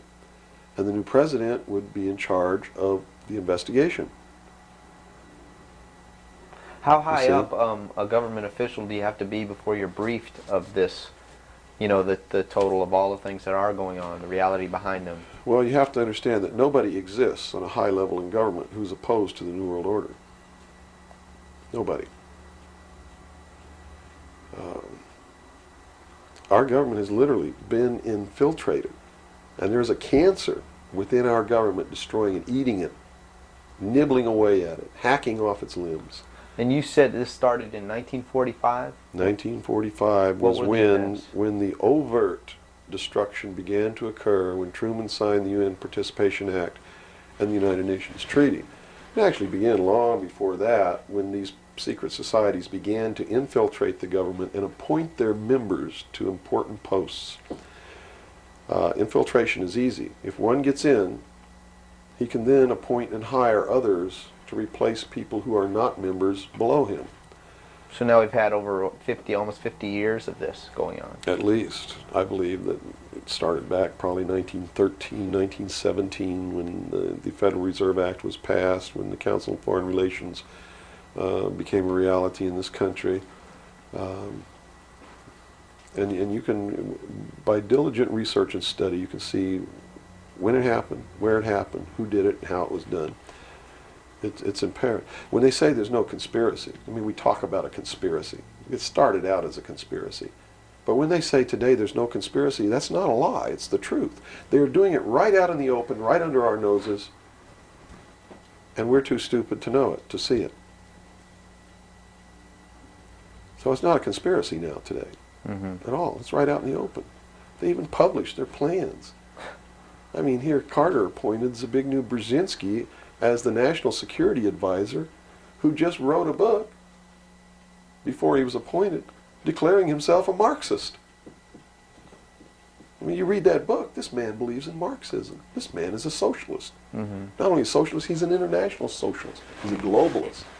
His goal, stated in his book, is to destroy the sovereignty of nations and bring about a one-world Marxist government. Now, the Carter administration was one extreme, and then we came into the Reagan administration, yet nothing changed. Nothing changed. What you're saying is that no matter what the political leanings, they seem to be playing the same game. As long as you're playing their game, it doesn't matter who you vote for, who you put in office. They all belong to the other side. They're in the pockets of the Illuminati. When you quit electing professional politicians, when you quit electing the guy who looks nice on television because he speaks good and he looks like the guy you wanted to marry or something like that, you're playing right into their hands. You know, they made it so impossible for another Abraham Lincoln to get elected to the office of president that it's a wonder that we even have a chance at all. We need to send people to Congress and to government who are going to clean house. Kick all the members of secret societies out of the bureaucracy. Lock them up. Try them for treason. Because they are traitors. So one thing that may help is term limitations. We must have term limitations, and it must be only one term. And forget all this nonsense that anybody goes to Washington don't know what's happening. They don't know what's happening simply because they haven't taken the time as citizens to understand how our government works before they ever go to Washington. You see, it should be a process that starts in infancy. It works its way up. And everybody should be taking part in the government. Now, if someone came in to office with this kind of knowledge and with this kind of intent to really push these people out, would they not be eliminated immediately? Not if they have the people behind them, because what the people would do in one fell swoop, in one election, would elect people who've never served in government before, kick the incumbents out, send citizens to Washington. And here's the way it has to be done. You know, right now, you don't even pay your congressman. You know who pays your congressman? The federal democracy of the District of Columbia. The federal government pays your congressman, who's supposed to be representing your state and you. The federal government is a foreign country to your state. Why should he represent you? Not only that, but he moves to Washington, D.C. He maintains a residence here, but he doesn't live here. And as long as you re-elect him, he continues to live in Washington, D.C. forever if you keep re-electing him. So they lose all touch with what's back here. They're paid by a foreign government, the federal government. They're not paid by the sovereign state of Georgia or by you. They have to be paid by you. And they have to live here. They can't move to Washington, D.C. They go to Washington, D.C. for one term. Okay? One term only. When that term's up, they have to come back. And you don't pay them exorbitant funds. You pay them just enough to live on comfortably while they're there. No fancy giant cocktail parties, none of this crap. And you take care of their family. See, they don't take their family either. That's the other clue. They leave their family here where they live. You, the people of Georgia, take care of their family and their business or their farm or whatever it is they have while they're gone. Now do you think they have a vested interest in representing you? They sure would under those conditions. Yeah. But under the conditions they go under now, they have no interest whatsoever in taking care of you. Now let's look at the current. They're taking care of themselves. The current crop of presidential candidates. Is there anybody even running that represents something that we're talking about here? No, all of them are New World people. Songus, in his book, everything that he's written touts the New World Order. All of it, right for Songus's literature. You're You're going to see New World Order, New World Order, New World Order, New World Order. Clinton, the governor of Georgia, was selected in 1991 by the governor of Arkansas, was selected in 1991 by the Bilderberg Group in Baden-Baden, Germany, to be the new president of the United States. Remember what happened to Gary Hart? What did he do? He went out on a boat with a woman who wasn't his wife, and he was destroyed. Look at Clinton. What's happened to him? Nothing. The press is on his side. They're helping the guy. You know why? Because he was chosen by the people who own the press to be the next president of the United States. Now, I don't know if he will be or not. That's up to the American people. Mm-hmm. But if they get their way, he will be. Bush is one of the most heinous criminals that's ever walked on the face of the earth. Bush is the man who's been a CIA agent since his college days. He's a member of the Skull and Bones, the Russell Trust. He was initiated in a casket with a ribbon tied around his genitalia, which symbolizes that he's a priest in the temple of Isis. A pagan, this guy. This man is a member of the mystery schools. Well, he has the outward appearance of a good Christian, church-going Christian, no? They do whatever they have to be approved by the people, but in secret, they're not at all. This is a man who practices pagan religious rituals, magic. Doesn't matter what you think of all these things. I'm just telling you, this is what he does in secret. Mm-hmm. He is the man who, when he was chief executive officer, when he was president of the offshore division of Zapata Oil, organized and began the first large-scale drug smuggling operations into this country. George Bush is the one responsible for the drugs on the streets. And the war against drugs is not a war against drugs, it's a war against the Bill of Rights. And we've already lost the Fourth Amendment in this war. That's true. And we're going to lose everything else. You watch on, it amazes me, people watch on Saturday night, cops, top cops, tough cops, 911. All of these stories that are glorifying the police state, and they're falling right into the manipulation. As they watch police with no search warrant, with no court order, break down people's doors, tear out their walls, rip open their mattresses. All in the name of the war on drugs. Pretty sneaky. It's pretty sneaky, all right. You see them stop people in the streets, and the guy's got $400 in his pocket. They don't press any charges. They didn't even have any reasonable suspicion to stop the person and search him. And what do? They take their money, and they don't give it back. And America's watching this. And the stupid idiots, yes, you stupid idiots, you sit there and watch it, not realizing that when you take away that man's freedom, you've also taken away your own. You see, because they can do the same thing to you. Just because you talk a way that they don't like you talking, or because you wear red shoes and they don't like red shoes, they can do the same thing to you. And under the new law, without a court order, without a search warrant, they can break down your door, they can rip open your mattresses, your couches, your walls, they can trash your house.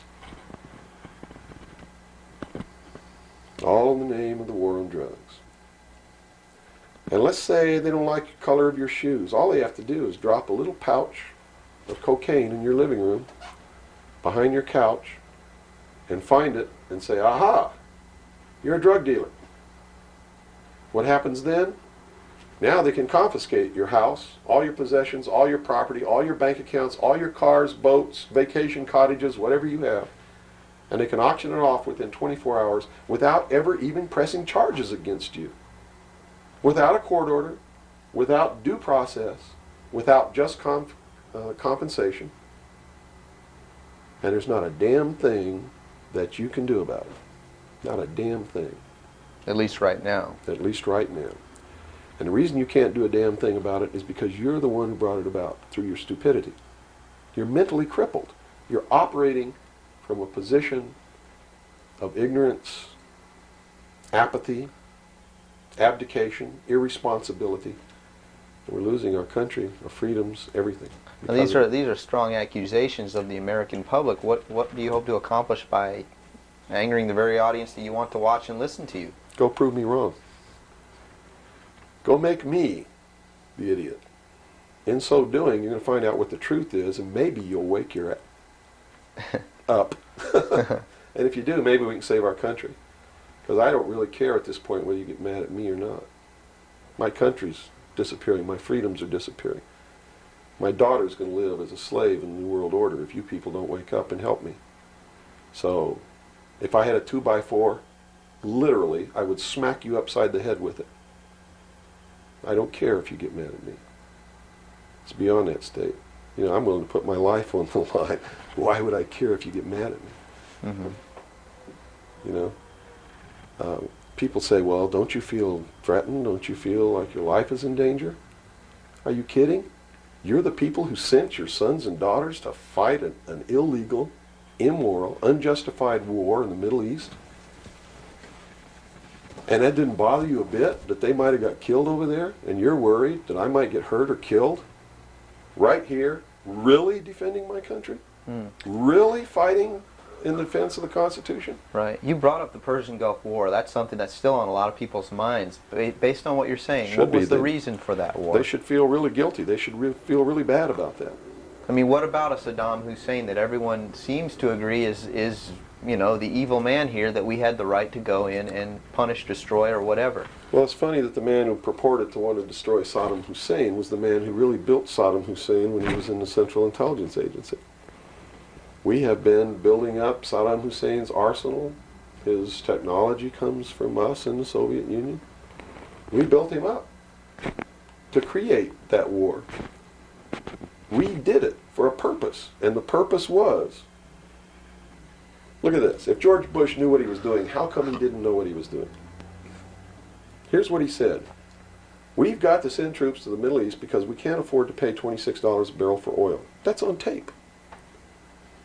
Next he comes out and he says, no, it's not about the price of oil.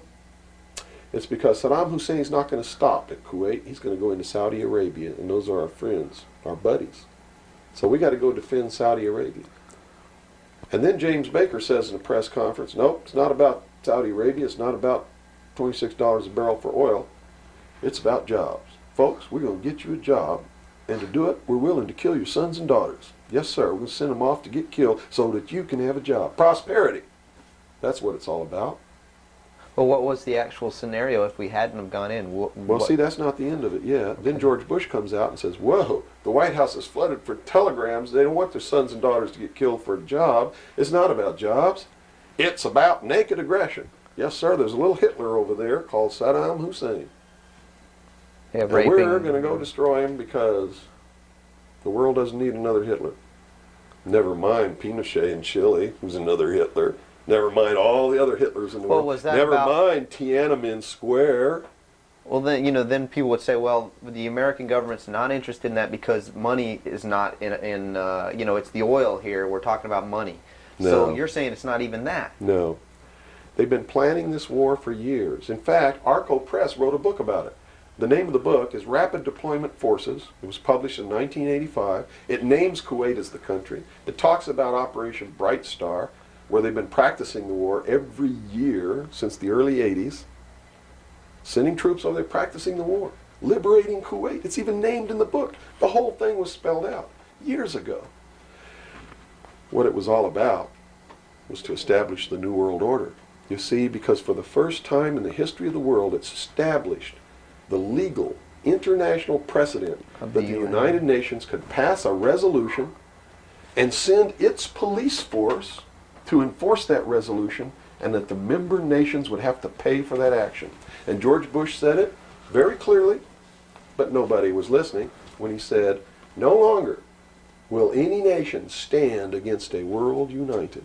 And with that action, he established the legal foundation in international law that the United Nations is now legally and overtly the one world government, and that the United States military forces and the other forces that were sent by other countries were established as the one world police force under the United Nations. Have you seen the new Air Force uniforms yet? Nowhere on them does it say United States or U.S. They are United Nations uniforms. Go look at them. What role in the Middle East again does Israel play in this? Israel was created as the instrument to bring about the Battle of Armageddon and the fulfillment of prophecy, a war that will be so terrible, where nuclear weapons will be used, so that the American citizens and the other people in the world will get down on their knees and beg for no more war. And what is the answer to that? They're going to be told the only way we can guarantee no more war is if we destroy the sovereignty of nations and we come together as one humanity in a one world government. Right. Now I'm telling you, unless the American people wake up and stop it, starting in about 1996, the Battle of Armageddon will become a reality. Not because two nations got mad at each other and decided to fight, and that's why Saddam Hussein was not destroyed. He will be the instrument that will bring that to pass. Right. Yeah, they purposely did not go in and do that. Saddam Hussein will be portrayed as the Antichrist. Babylon is in Iraq. Read the book of Revelations. Whether you believe in the book or not, read it, because the men who are bringing this about are using it as their script. Well, the UN did indeed charter Israel as a sovereign nation. They were the ones who created this state. That is correct. It was really created by Great Britain and the United States, with the United States being the major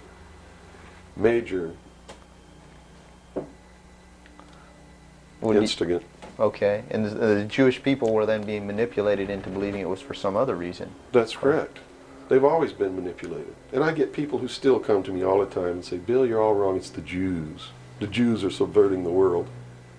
Man, it's not the Jews. It's not the Catholics. It's not the blacks. It's these men who belong to the ancient mystery schools, who meet in secret and decide the fate of the world. And they belong to all different races and all different nationalities and all different religions to the public point of view. But in secret, it's a different story. How about the European community? Here seems, based on your theory, another group of sovereign nations coming together to form one government. The European community, the EEC, was created by the Central Intelligence Agency, working through a lodge in Italy called the P2 Lodge. Propaganda 2 is the name of it, which is the intelligence arm of the Vatican. And Prince Bernard, who is the leader of the secret World Council that controls these secret societies around the world, called the Bilderberg Group. And that's the truth of the matter. And well, during its creation, they just threw out Margaret Thatcher. She was really opposing this. Yes, she was, and that's why she got ousted. Okay. So did the Shah of Iran. So did Marcos. Anyone who opposes it gets ousted. That wasn't an overthrow of Marcos by the people in the Philippines. It was organized, instigated, and carried out by agents of the Central Intelligence Agency and the KGB. The overthrow of the Shah of Iran, our intelligence community is trying to tell us they didn't know anything about it. They didn't know what was happening. Bullshit. They organized it. They instigated it. They are the ones who caused it to come to pass. You see, because we didn't have a national security agency or a central intelligence agency before the UN Participation Act was signed. And these organizations were created to bring about the one world government, the New World Order. And it had to be done in a manner that the people would not know that it was being done, and the only way they could do that was hide it behind the veil of national security. And the Cold War was a manipulation maintained to bleed the people of tax dollars to fund the creation of the police force of the New World Order, which is the Army, Navy, and Air Force and Marines of the United States and the Soviet Union. And the people didn't rise up in the Soviet Union and overthrow communism. It came from the top down because it had to be done. There has to be a bringing to the same level of all the peoples of the world to approximately the same political viewpoint, so there's not big disparity in order to be able to justify the merger of all these countries together. Well, who now is ruling the forces of the former Soviet Union? You have Yeltsin in now. As Gorbachev supposedly went down, but we're not sure about that. Well, let me tell you this. From the beginning, there was never any war between the United States and the Soviet Union. It was created by those at the top to fund the New World Order and the New World Order's police force. At the highest levels of all countries, they all belong to the same club. And we, the people, sit back and we watch this grand drama which is being played out for our benefit, not theirs. If it wasn't for us, they wouldn't even have to do any of this. But you see, they just can't come out and destroy all of us because they need slaves. They need people to make their shoes and make their cars and mine the ore. They need worker bees, and that's what we are. In the New World Order, we will be the worker bees, the slaves. So the Orwellian view of the vision of the future wasn't too far off based on this scenario. George Orwell was just like me. He was a low-level member of British intelligence who was appointed to a position high enough where he saw the same documents that I saw. And he tried to warn the world just like I'm trying to warn the world, only he wasn't willing to take the risk that I'm willing to take. So he wrote it in a book called 1984 and spelled out exactly what's coming as a warning to the people of the world, as a work of fiction. But you notice that that work of fiction really stirred people up because they knew that it wasn't fiction. In their heart of hearts, everyone who's read that book knows that it's coming. It's a possibility. Most people won't recognize it overtly or publicly, because then, if they recognize it, they have to be responsible to do something about it. And that's what every one of you have been resisting all your life, is being responsible to do something about it, to get involved. That's why you'll walk away from a girl being raped on the street by a gang of thugs rather than go and try to help her. And I'm not talking to all of you. I know there's some of you out there just like me, but most of you are just exactly what I've just described. Most people are no better than animals who do not have intelligence because they don't use their intelligence. And to these men who control things behind the scenes, you are stakes on the table by choice and consent, and will always be ruled and manipulated and enslaved by people who do use their brains. As long as we're debunking some myths, because it's putting pieces of this puzzle together, I think, for a lot of people that may be watching. The hostage situation in Iran that got Carter out of office, is this another orchestration? And if so, how does it fit into the October surprise is no myth. There was a deal made. There was a deal made at the highest levels to keep the hostages until after Reagan was elected.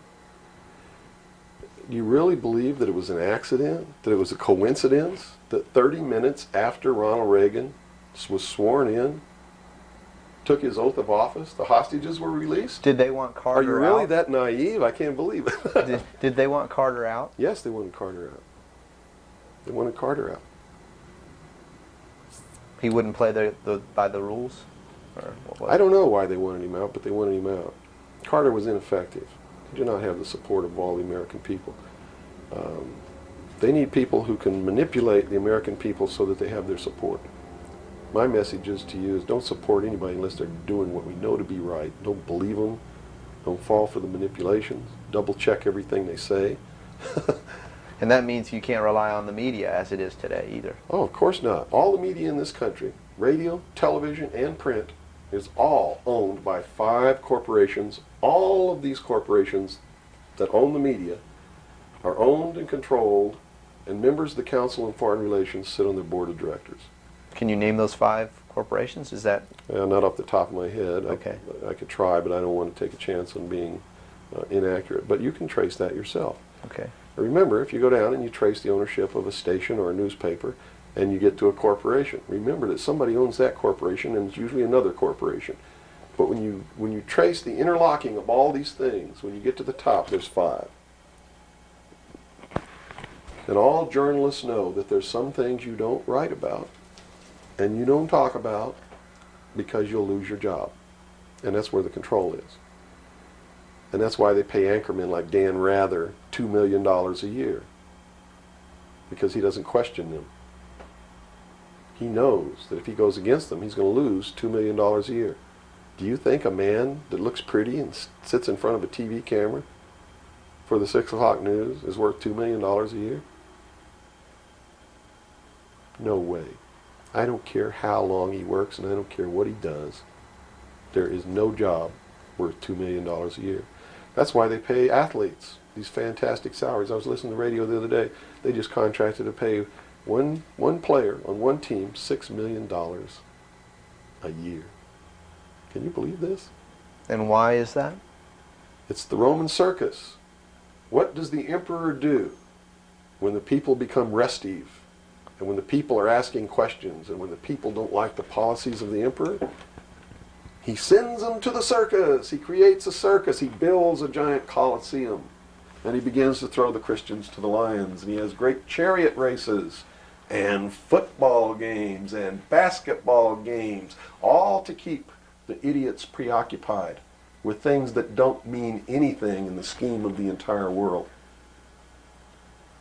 so that they don't have the time to learn what the truth is, so they don't ever get smart enough to learn how they're being manipulated, so they don't ever question the emperor. That's why they pay a player on a football team or a baseball team $1 million or $2 million or $3 million a year. It is the Roman circus. I know men who don't know anything in the world except who plays third base for the Mets, and they think that's a great accomplishment. And they meet and pat each other on the back and bond and go have cocktails and talk about what this guy that plays third base for the Mets did in last night's game. It's sad. It's really sad. Is there any room in a kind of society where these manipulations are not taking place for this type of entertainment, or any type of entertainment at all? If people understand that a game is a game, if people understand that nobody, no matter what they do, is worth paying $2 or $3 million a year for, people should be able to get rich if they want to, by the sweat of their individual labor, okay? By going out and doing something for the world. Not by taking people's minds away from the emperor. It's a game. Football's a game. Football's a game. But let me tell you something. When 150 of the most powerful men and women in the world can meet in secret in Baden-Baden, Germany, and plot the fate of billions, and nobody even cares about it, but 6 football players go to lunch together, and it's in the headlines across the country, you have a reflection of the society in which that exists. And it is a sick society that is doomed to self-destruction. So based on that scenario, there's some truth into what these men are looking at. Absolutely, and that's what makes me so sick, is that I'm trying to wake up a people who on a daily basis are proving the ones that I'm warning them about to be right. Well, so that even though a minority, there are people out there that you recognize are awake to this, if they don't do something about it, they will lose that ability to be free in that way. That's correct. Whether they might think, well, I don't need to worry about it because I know what I know and I'm fine. That's it doesn't right. work that way. There's a Yes. connection here to everything. That is correct. That is absolutely correct. A nation of people who are willing to send their sons and daughters that they profess that they love to a foreign country to die, and they use the excuse to themselves that they're sending them off to defend our country, and they know damn well that's a lie, are doomed. It's funny, there's a parable, you said Ben Franklin earlier was even a part of this. Yes. A parable of Ben Franklin, I don't know if you're familiar with it. He paid too much for the whistle. He came up when he was a young boy. Are you familiar with that parable? No, go ahead.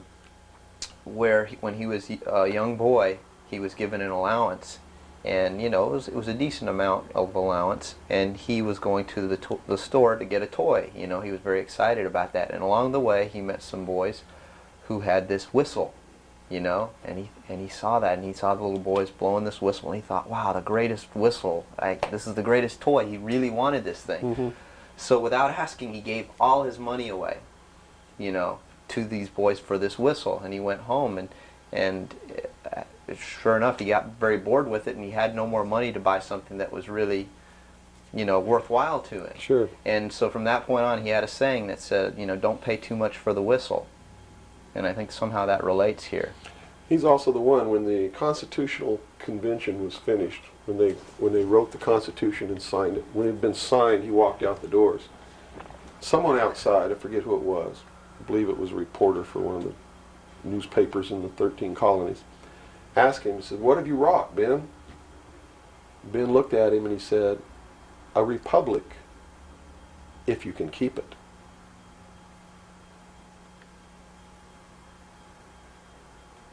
He knew. He did. And that's a good place to end. Yeah, I think so. That's a great ending. Wow. Good job, guys. All right, Bill. Yo. Fantastic. Good. Thanks, Bill. Where's your towel? Right there. I'm about ready Yeah, to these lights are roasting me. Man. kill. I've already had my son. I'm ready for a bath.